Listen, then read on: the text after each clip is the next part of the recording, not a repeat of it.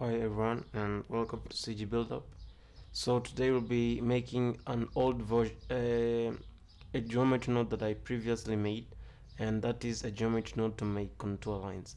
Last time it was just a follow along video. I wasn't talking or anything, no explaining, but this time I'm going to actually explain the concepts that I used when making the geometry node inside Blender.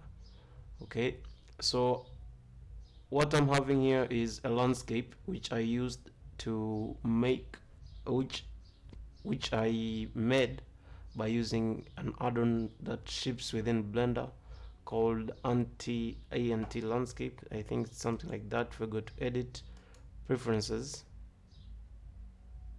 and I just type in here landscape, it's this one, ANT landscape, something like that.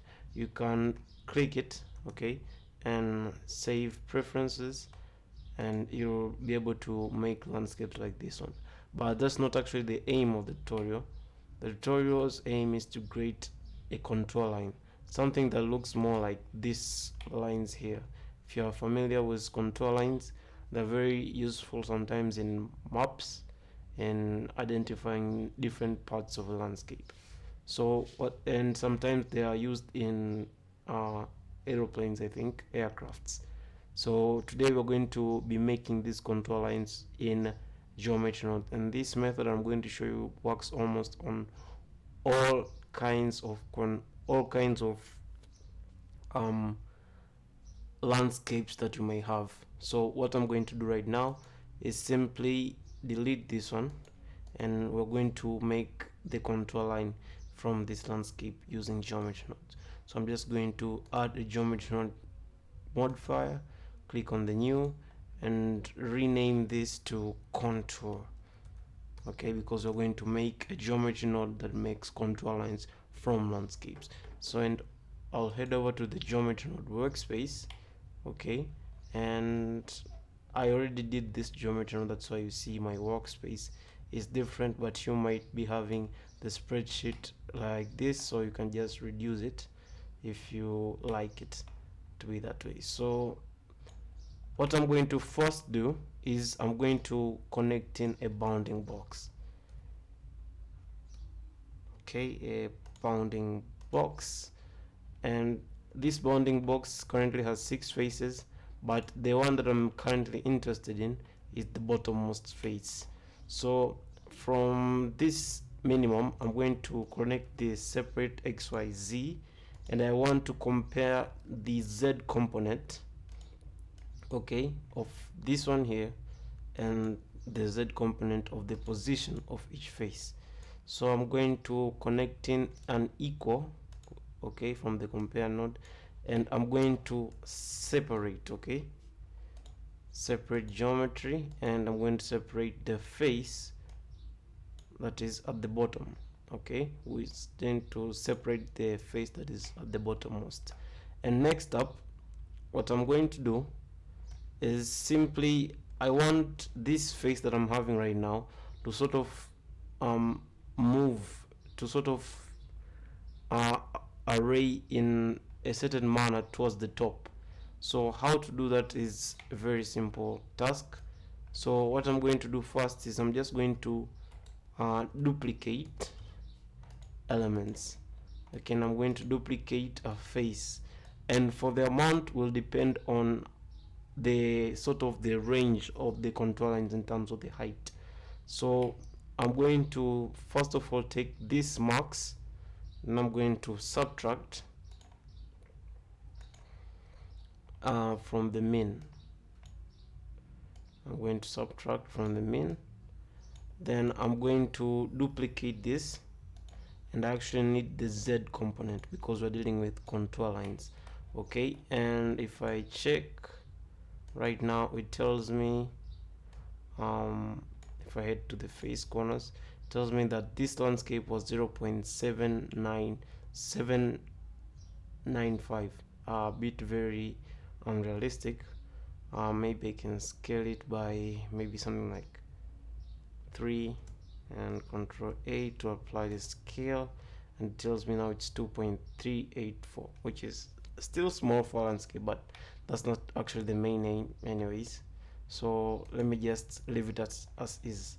So then I'm going to take this here and I'm going to divide by the height that we actually want. That's sort of the range of the contour lines in terms of the height. So I'm going to connect just the group input, okay, and maybe I just reduce this value to something like 0 point something like 2 maybe, okay, 0.2. Then it will tell me if I divide that I'll get 11, and what I'm going to do is just seal, like to convert it into an integer, and something like this.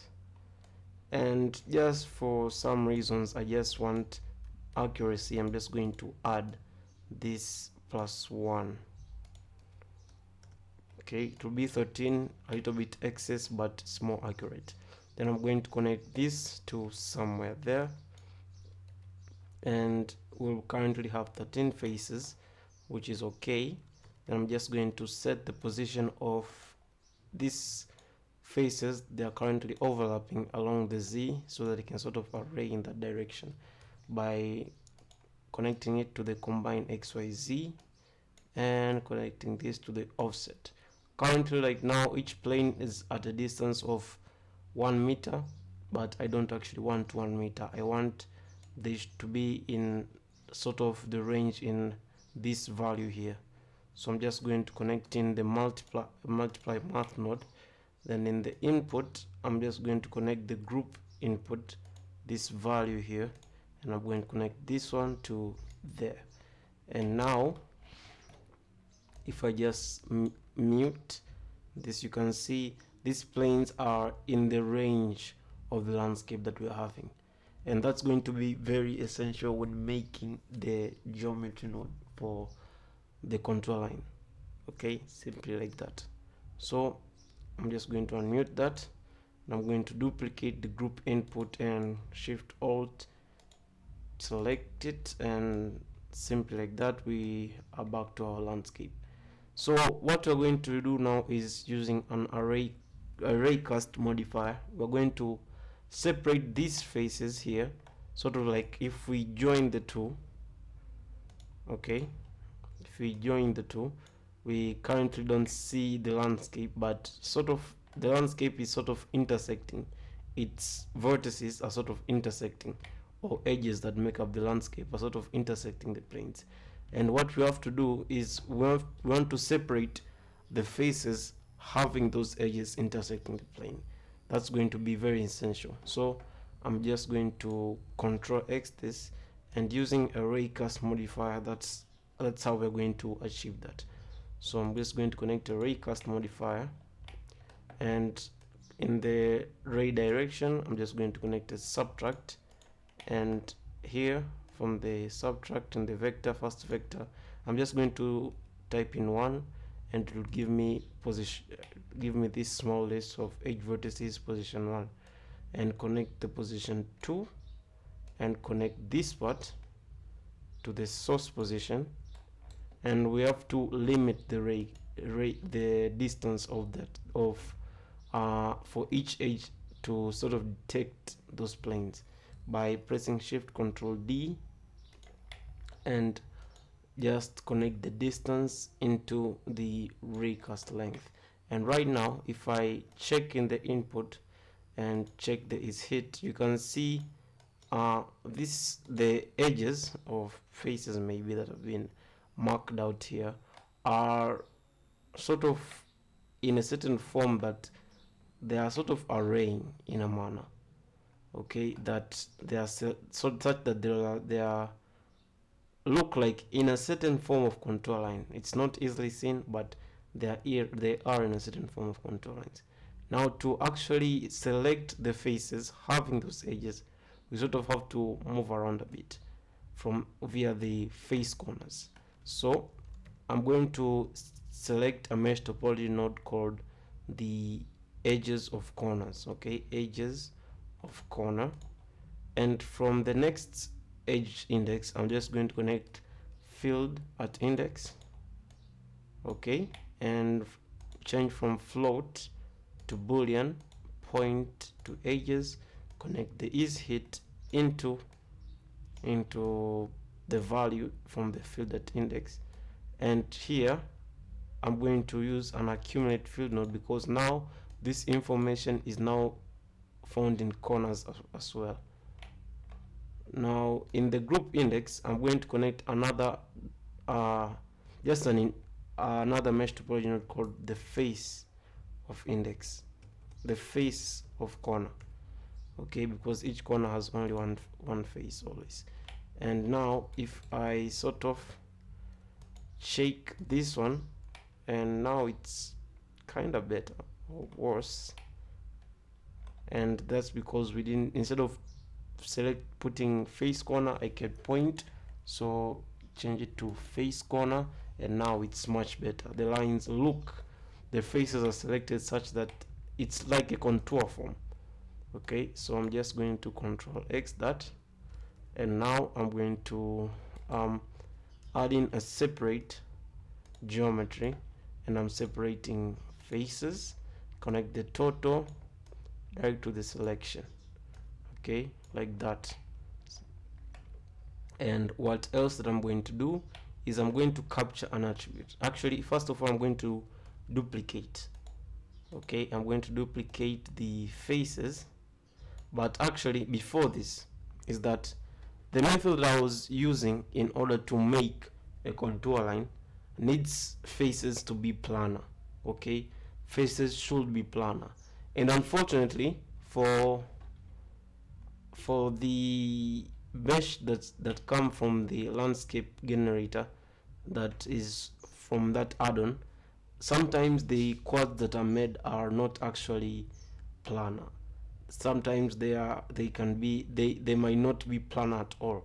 So for that case, we actually need faces to be planar, and faces that cannot be faces that cannot be unplanar in such a form are triangles. So what we have to do is sort of triangulate these faces that I'm having here that are selected. So before duplicating, I just need to triangulate them. Okay, and triangulate them, and now all faces are planar. And if I duplicate index, maybe if I turn on the wire, you can clearly see we have just triangles now, and that's actually very good for what you're going to do. Okay, and simply like that, now we are actually now going to capture an attribute, and that attribute is an integer of every point or face sometimes, and that is the mesh island index. Very important. Now we are going to separate the actual edges that are actually intersecting with these planes that we were having, that we originally made. So I'm just going to X that, and from the isHit, I'm just going to connect into the separate geometry, and we are getting these lines. Okay, simple like that. So something to note, like the basic thing that of this geometry node, is that whenever a plane, a mesh, not a mesh actually, a face that is planar intersects like an infinite planar surface, okay, like these planes here. Okay, it's like you have to imagine, like from this geometry here, it's made up of these tiny little faces, and these tiny little faces are intersecting these planes here, which are very huge compared to them.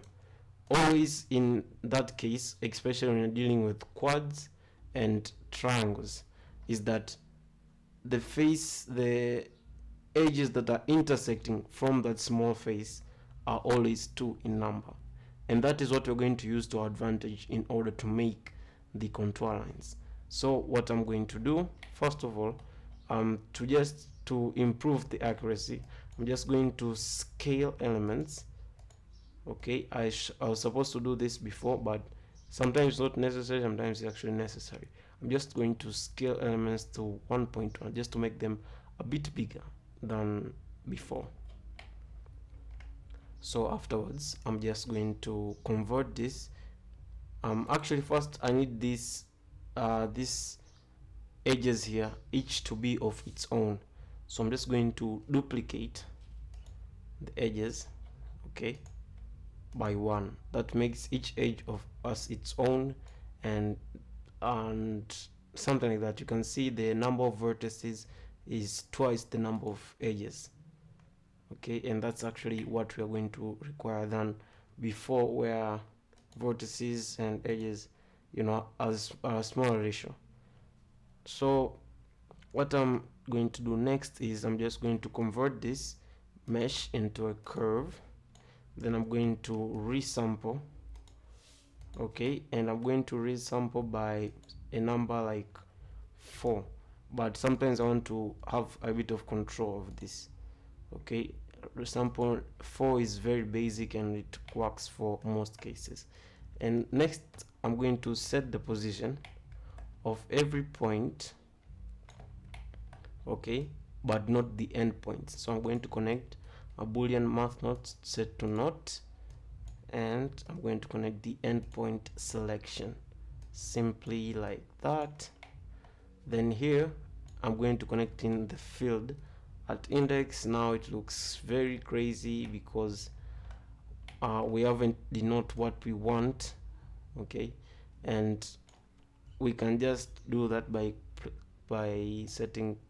clicking the position, and each one is going to the position of the point that has the index of 0. But what we want actually is to add the index, okay, like that. Now it's okay. Now things are happening but we can't see them, okay, and this is the reason why I set the endpoint to an endpoint selection, not just to set the position for those which are not, because the points are actually moving, okay. It's different from the original, but it's along the spline. And next up is to set the position based on how they intersect from these planes here. So I'm just going to grab this one here, and from here I'm going to duplicate this raycast and connect it there, okay, simply like that. And from this connection here that we made initially, I'm going to also duplicate this, but this time instead of adding I'm going to subtract, okay, and I'm just going to connect this one there, and I'm going to connect in the math node set to subtract, and from this vector output I'm going to connect into the raycast direction, and I'm going to connect this subtract node set to distance and connect this to the raycast like that. And here I want to see which points have actually hit, and we can see various points have actually hit right now. So what I'm going to do now is another thing that I'm going to actually use is I want to know which ones don't hit, okay. Sorry about that. I'm just going to connect I want to see which ones don't hit, okay. Or another one is that we want to see which ones are the endpoints, because in the end of the day I don't really want the endpoints, the original endpoints, okay. And I'll check in like that. So I'm going to capture this information as well, and capture attribute, and this is a boolean, and connect it to the value, okay. Another thing that I want is that from these meshes I want a vector, I mean an integer, and that integer is the mesh island index as well. From this, simply like that. I'm going to delete that, and I'm also going to capture that information as well, which is an integer of every point from the raycast, simply like that. And now I can set the position based on the hit position, and it goes like this, something that we don't want. And that's because there are some that are endpoints and others are not hitting at all. So what I'm going to do is delete those things from the capture attribute, and ta-da, and we don't see anything anymore. But right now, if we convert this into a mesh, a curve to mesh, we can see vertices are arranged in a way array contours would. If you look from the very top, you can see they have this contour form, but the thing is they're not lines, they're just these tiny dots.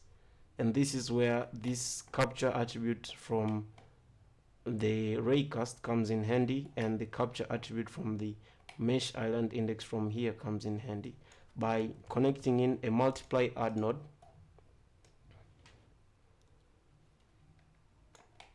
and connecting from the capture attribute this value here to the addend, and the multiplier, in most cases 100 is enough. And I'm going to convert this into an integer. Okay, it's sometimes not necessary to do this, but I like to do it because integer to integer. Okay, because I'm going to connect the integer into an accumulate field node in the group index. Now I want you to see something very good about this method, is that if we check in the vertices, the value here is always 2. As I said, if a small planar face, okay, intersects with a large infinite planar face, the edges of that small face that are intersecting with that infinite plane are always 2 in number.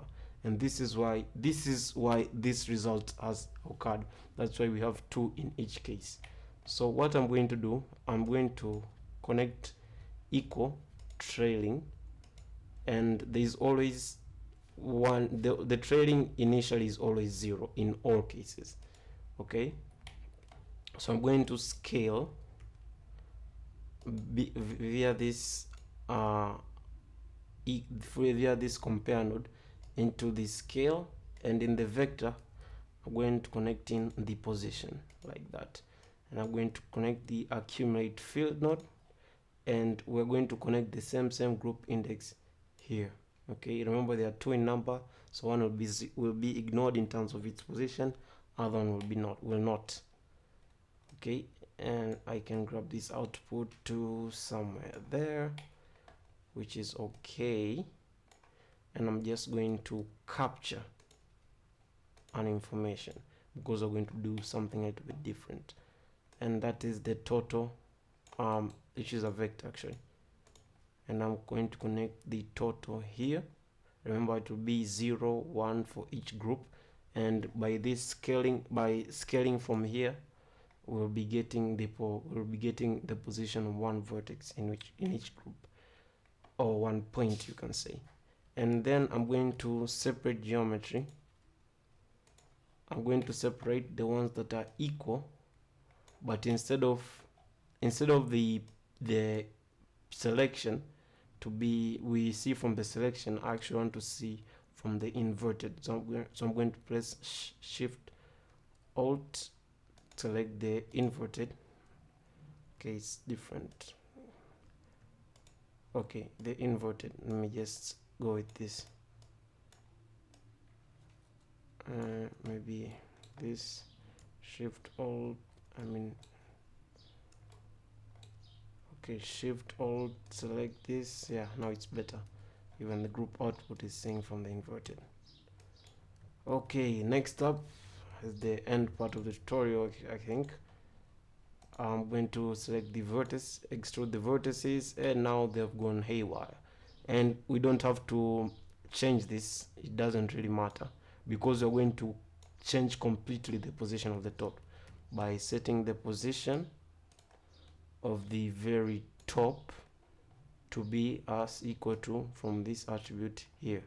And right now, if you view from the very top, there are lines, Okay, and I can just connect in a merge by distance like that, and currently the number of vertices and edges are roughly the same.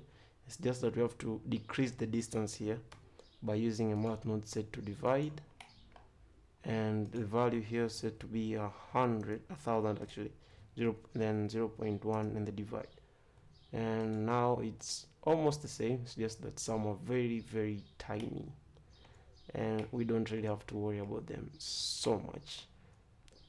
Another thing, to make it like a map, I can just flatten this out by adding a set position node, vector math node set to multiply, and multiply the position, and in the xy I'm going to multiply by 1 like this, and we get this result here.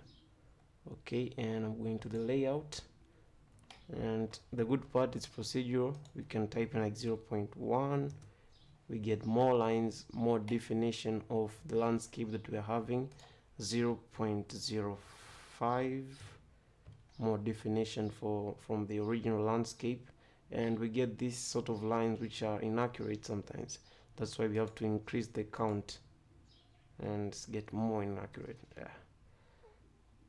Anyways, for the most part, this is the technique that I was having to make this possible, and I hope you enjoyed from this tutorial and this was helpful to someone who wanted to make contour lines.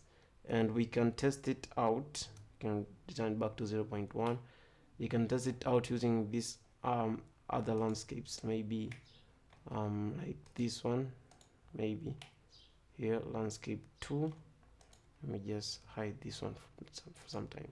Landscape 2, add in a geometry node modifier, new, and hide this original one, and selected this one. Yeah, this one, geometry node new actually, geometry node contour, and currently it's like that, not very accurate. Just have to reduce this to 0.1 because they're actually very small, or 0.05. yeah, something that looks more like this, a contour line, for those who wanted to make contour lines very accurate from the original one. 0.04 maybe, 0.02, yeah, like this, very accurate. You can do the same for this one, geometry node, select contour, and 0.03 maybe, and we get a contour line. Same for this one. This one is actually my favorite. Looks something like this. Looks actually nice, or from my view. So add in a geometry node, add in contour, type in 0.02 because they're very small. Yeah, and we get this, maybe 0.05. Yeah, make it cleaner. And yeah, that's how I made the contour lines in geometry nodes, and I hope this was helpful to anyone who was seeking to find a way to make contour lines faster using Blender. Hope you enjoyed this tutorial, and I hope you subscribe and support my channel because I really need it. See you next time in another tutorial.